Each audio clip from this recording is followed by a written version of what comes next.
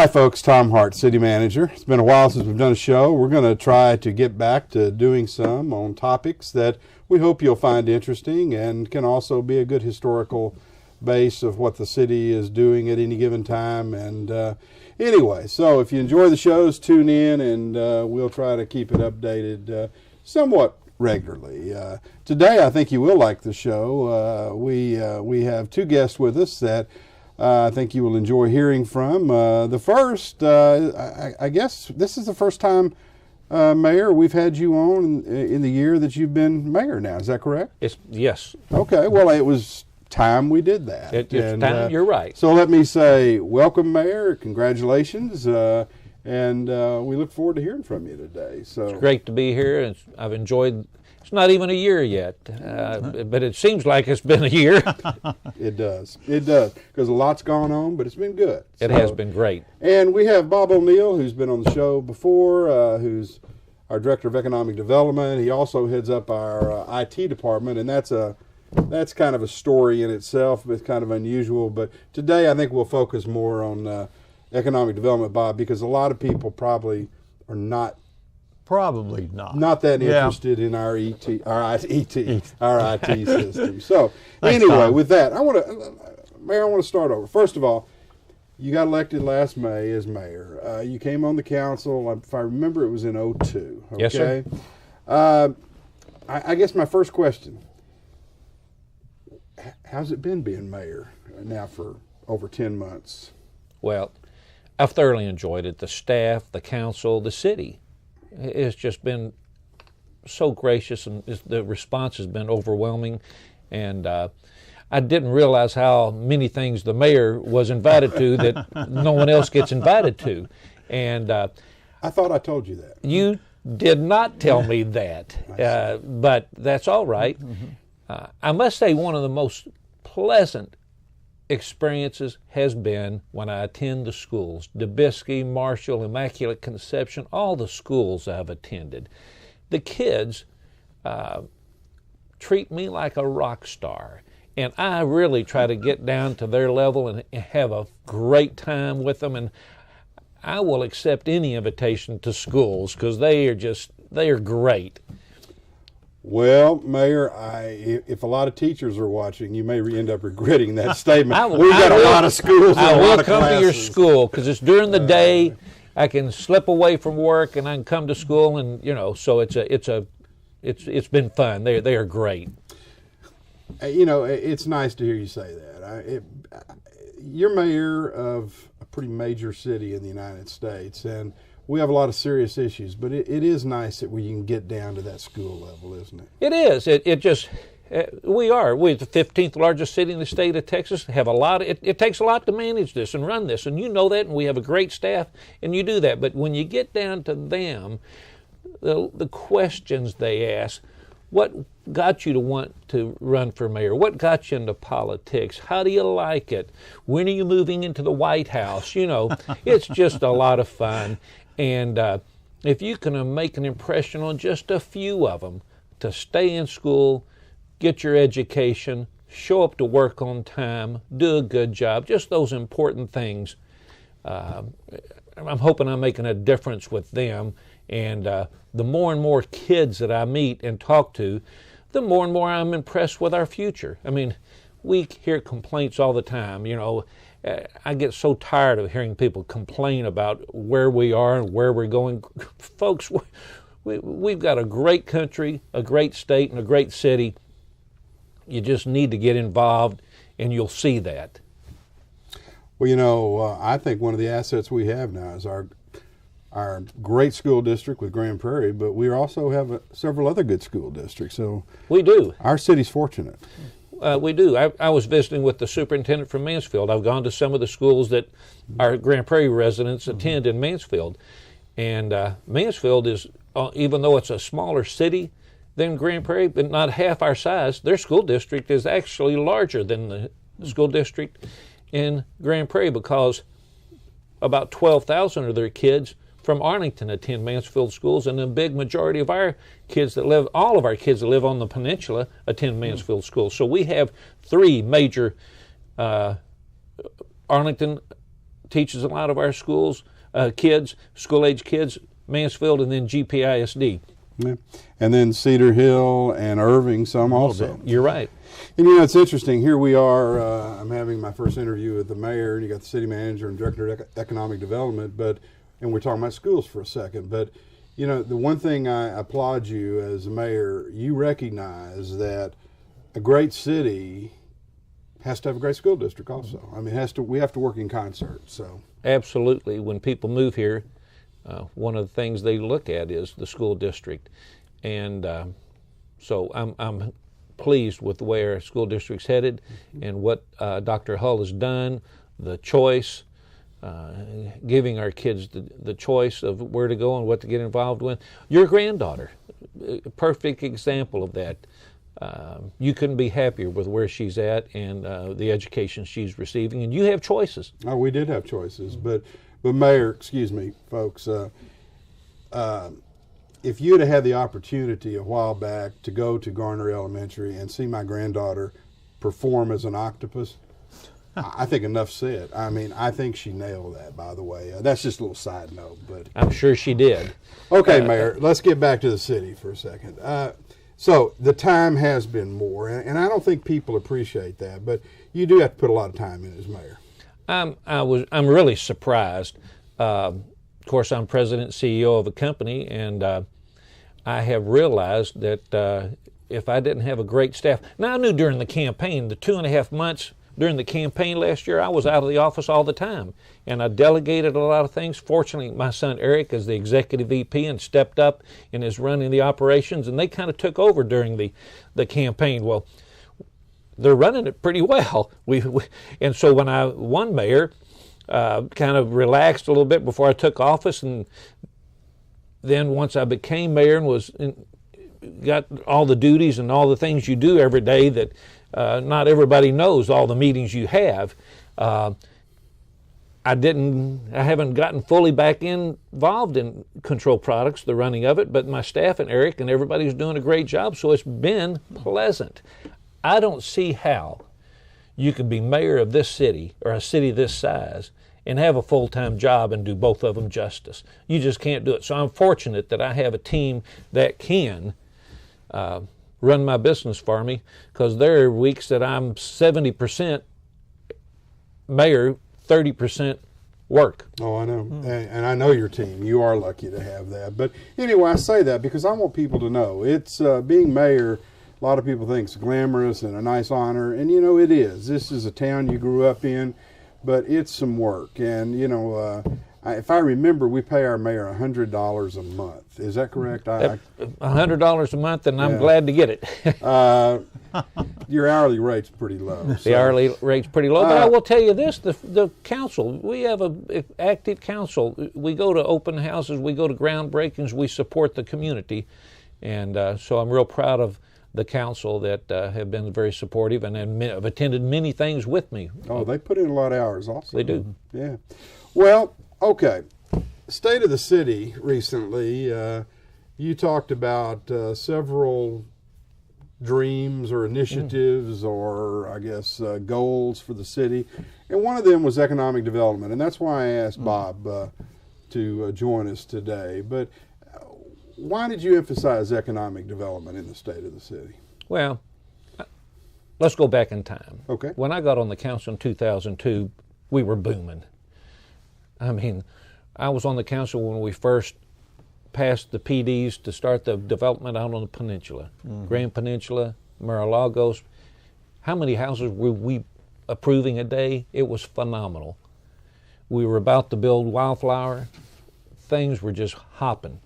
Then all of a sudden, the economic went in the tank. And we went for months. We cut back the P&Z to where they're only meeting once a month.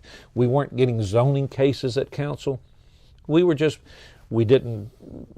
to cut staff at the city. Many businesses, we had to lay off at work. It just was some tough times. Well, fortunately, it's all timing, folks. I get elected mayor, and we're on an uptick on the economy. Right. And not only are we on an uptick on the economy, this is one of the things I impressed the other night, is we're in the position to benefit from that because we have land available to sell. When I spoke at the Arlington Board of Realtors the other day, a number of Arlington Board of Realtors that sell homes in Arlington and Grand Prairie came up to me and said, we're so excited for Grand Prairie because Arlington's almost built out. And they love the fact that we're building new homes. They like turnover. But we've got 161, the George Bush Turnpike. We've got frontage roads that are going to open up at I-30 and I-20. So the timing's perfect. The economy's ticking up. We're seeing zoning applications. The P&Z's busy. We get every second council meeting of the month was when we normally see all the zoning cases. We have 5 to 6 to 8. A year ago we weren't seeing that, Tom. We weren't. So that's why I hit on it, because it's appropriate right now. It's good timing. We have the land for sale and the economy is rebounding. But I also gathered, your vision for this city is for us not just to sit here and wait for somebody to knock on our door. Well, of course, I run a manufacturing business, and I understand that you have to go knock on doors to get business. Mr. Hanks, who founded our company, that was what he was. He was a salesman. And you knock on doors, you look for opportunities, and we're in a competitive marketplace, just like my business is. Grand Prairie is in a competitive marketplace. Texas is going to grow. Dallas-Fort Worth is going to grow. Then the DFW Metroplex is going to grow, and we need to get our fair share. And it takes incentives. It takes aggressiveness. People say, well, why do things go here, things go there? Grapevine, for example, they still pay companies to come to Grapevine. They have to incentivize. If our cities that we think have a lot are giving incentives to places like Eatsy's to come, well, we have to be there at the marketplace. So I believe it's payback. Am I going to ask this council to support things that aren't going to give us payback? No. We have to be physically responsible, but bring things to the city that are going to make long-term benefits for the citizens and help our economic base for the future and give us payback. We will incentivize it. Well said. Okay, but comment on this, and then Bob, I'd like you to weigh in.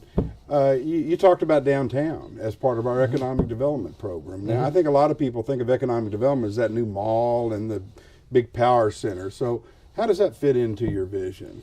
Well, downtown, we've already spent a lot of money on downtown. The uptown, the upgrades, Market Street, so we have a big investment. And so now we just need to, we've got the infrastructure down there. We have the things to do. What we need to do is get a restaurant. My goal is to get us a restaurant down there. Do you think Roanoke would be what it is, downtown Roanoke would be what it is today if they didn't have Babes move there first? No, that was kind of the catalyst. Right. You have to have a catalyst, and it has to be a catalyst that will bring people down there.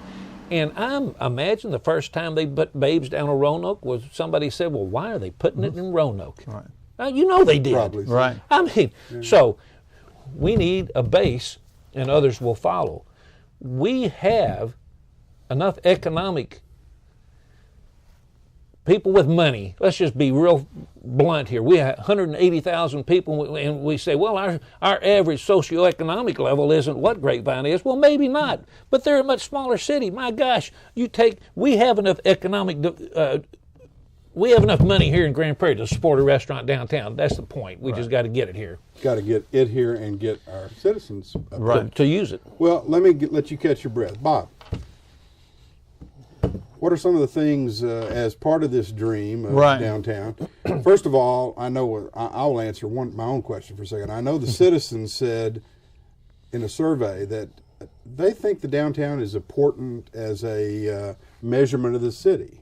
Okay. Right. So what all are we have going on down there? Well, right now, the council showed us that we could do facade programs downtown because, these businesses, these restaurants, they really want to see the city is interested in making itself better. And the city is interested in telling our story. I mean, a lot of people have this tired old story of Grand Prairie that is absolutely not true. And so to get out there in the marketplace, like the mayor says, and make sure we tell our story about our demographics, about we have people with money, and get out there with that. So with that, we've taken a look at different locations in our downtown area that would be good for restaurants, for things that we see around in different places in the Metroplex. So we see what's going on in Magnolia Street in Fort Worth. We see what's going on in Bishop Arts.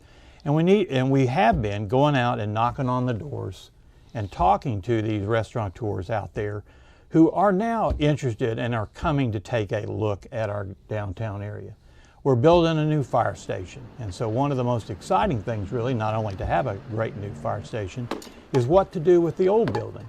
And so now we are out talking to these restaurant folks about the possibility of that fire station becoming a restaurant location in that whole area. You know, we need that foothold, that critical thing to change the direction of our downtown into those kind of opportunities. So I think we're building excitement, and again, with the mayor and council's leadership, I think there are some things we can do that other cities around the Metroplex have done to help entice these restaurants to come and make a foothold. Like we all know, our residents will come because they all would like a good experience and a good location on our Main Street. They're proud of our Main Street and have invested a lot of dollars to make that dream come true. So that's what we're working on. Bob, I understand this so much better now.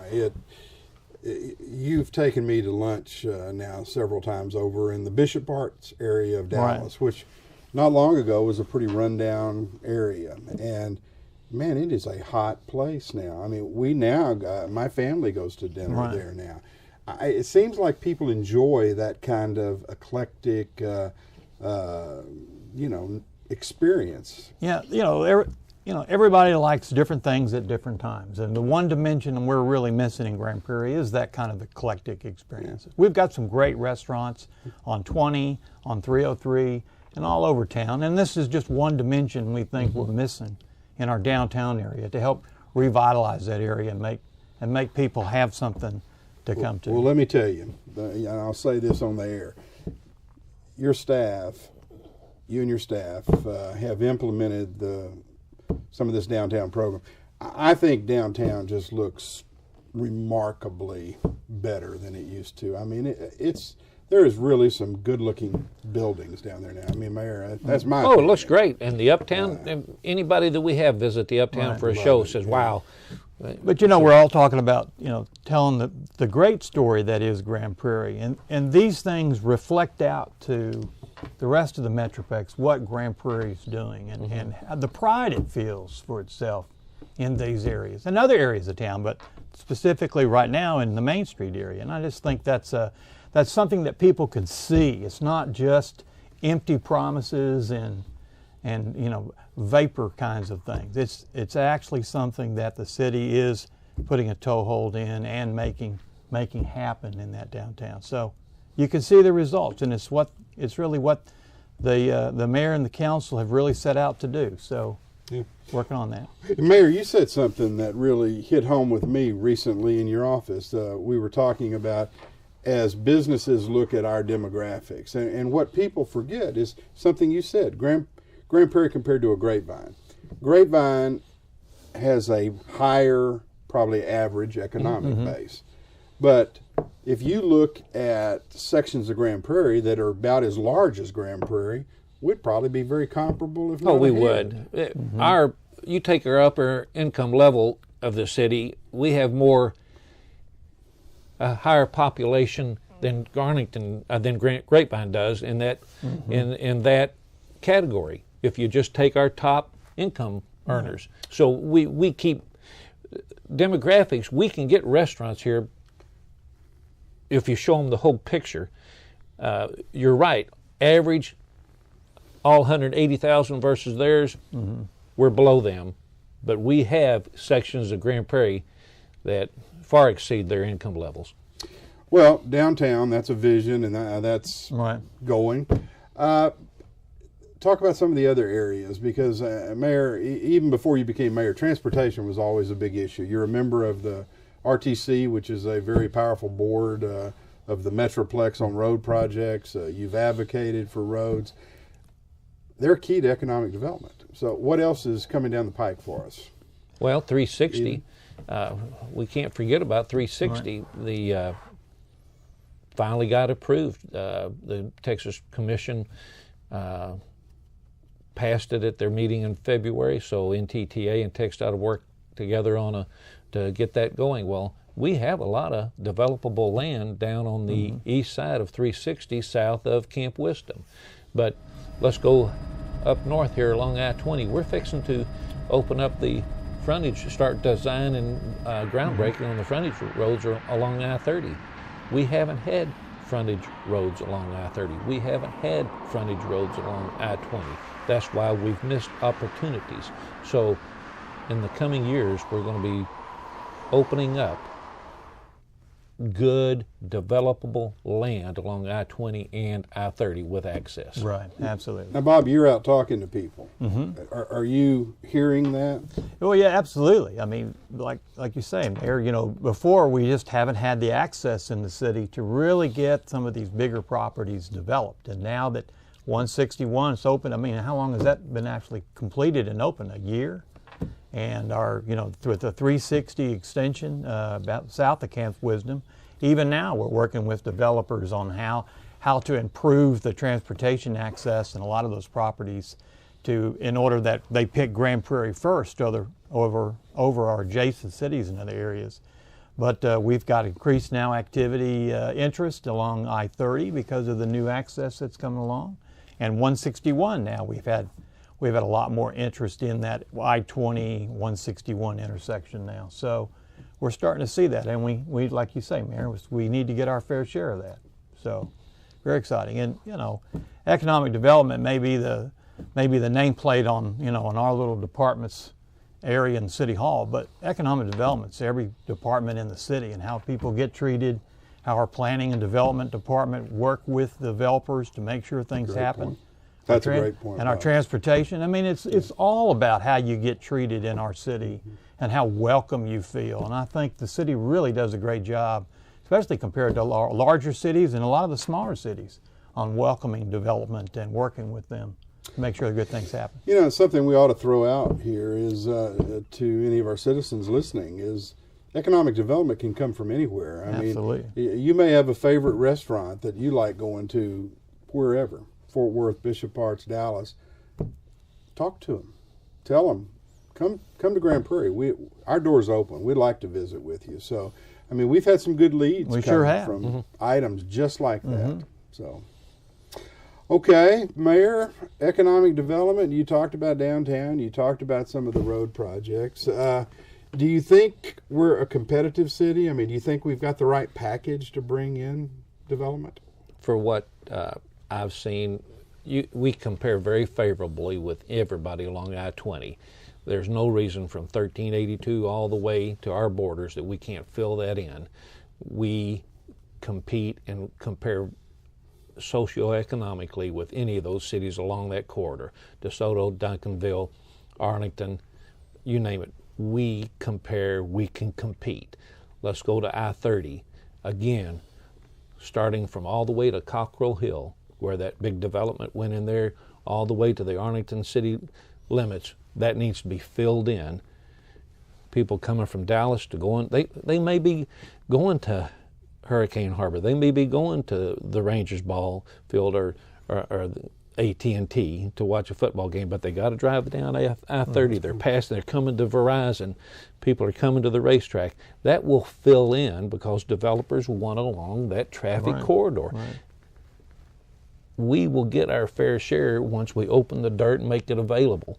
And we will be competitive because we have the raw land. Some cities don't. And then you go north-south again. With Lake Ridge maybe fixing to open up, get more traffic flowing better south. And so the point is, we will compete. We compare very favorably to our neighboring cities that we'll be competing with. And we have something they don't have. We have dirt. That's exactly right. We have open, Right. available dirt. They don't. You know, one of the things we've got to remember in the last 3 years in the retail side of things, and we're so quick to forget, our new Simon Mall was the biggest project in the Metroplex over the last 3 years. And, you know, Simon picked us. And where they located has been a very profitable and successful mall for us. They picked us, but you might make the point about how long we worked on that and the groundwork we laid. Absolutely. I mean, absolutely. There's another good example where they did pick us, but we worked on that project a good, 4 years to make sure that thing happened. It's a lot of work. And 14 years ago, we created a TIF That's right. so that we would be ready Right. to compete for a project like that. And that TIF was instrumental in working with them to get all the infrastructure they needed to make that mall a success. So, it is a long-term thing on some of these large Absolutely. projects. And let's make that point very clear. It has been a success. If they had to choose it all over again, they would choose us again. While we're talking about economic development, why haven't you put a grocery store in North Grand Prairie?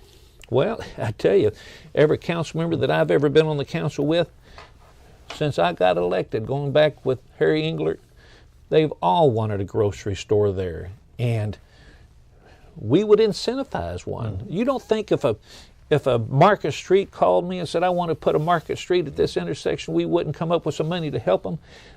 The fact is, we've hired a retailer to do us some studies. Correct. So, and both those grocery stores there along Jefferson, the Kroger and the Albertsons, they don't want to build one too much closer to that.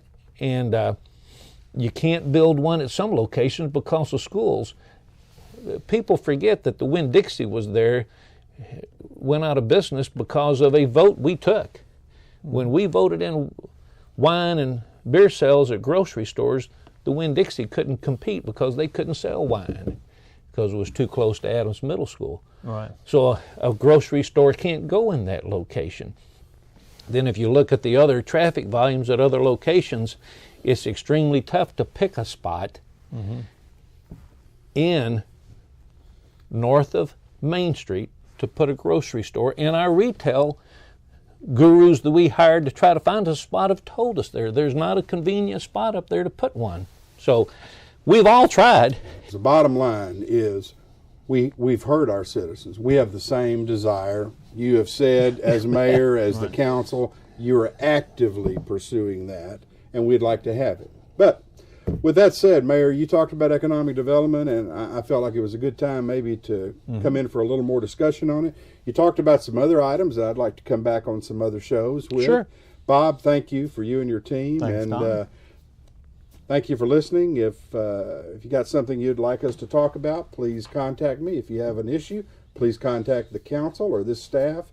We're building a world-class city and organization here, and we're doing it for you. So let us know what we can do. This is Tom Hart. See you next time.